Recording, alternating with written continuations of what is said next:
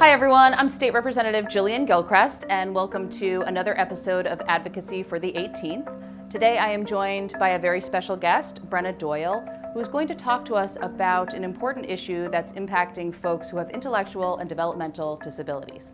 Brenna, welcome. Thank you so much. So a little bit about Oak Hill. Oak Hill is Connecticut's largest private provider of services for folks with disabilities, and we have been serving communities across the state for 125 years. So one of the ways that we do what we do is through our Center for Relationship and Sexuality Education.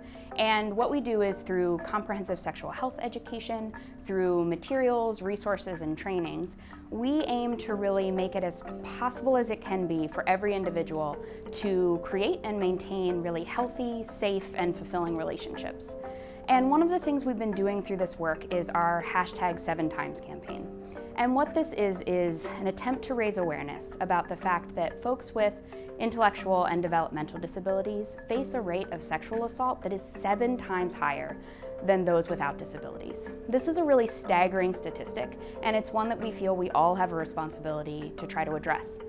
So there are a lot of ways to address this. One of these that I wanted to talk about today is supporting survivors, making sure that they have the resources and the tools necessary to feel comfortable coming forward, and to also make sure that they have everything that they need to have the best chance at receiving justice that they can. So that brings us to this bill. What this bill would do is amend the existing hearsay evidence rule here in Connecticut. It would require that a statement given by someone with an intellectual or developmental disability given outside of a courtroom would be admissible in a criminal or a juvenile proceeding. Why this is important is we know that all survivors, and this is no different than survivors with disabilities, but all survivors face significant barriers to coming forward, to being believed, and to accessing justice.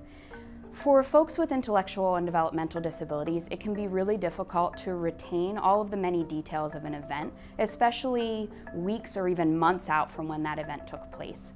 This is all compounded when you look at the stress of being in a courtroom and the really overwhelming setting that happens when you're testifying in a court.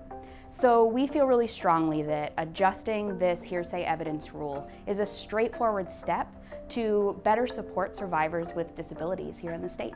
Wonderful, and I couldn't agree more, and so I am happy that I have introduced this bill in the 2019 session and look forward to working with Oak Hill.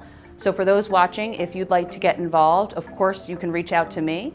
But Brenna, how else can folks get involved in working on this issue? Sure, absolutely. Well, as any of you that have been involved in the legislative process know, it's never too soon to contact your legislators and make sure that they know that you care about this issue and that this is something you're going to be keeping an eye on over the legislative session. Also, as I mentioned, our #7times campaign, it's really important to us that as many people know about this as possible so that we can better support every individual in our state and making sure that everyone's as safe as possible. Wonderful. So if you'd like a pin, #7times, or to find out more information, please feel free to reach out to my office. And thank you so much, Brenna, for working on this issue and being here today. Thank you so much.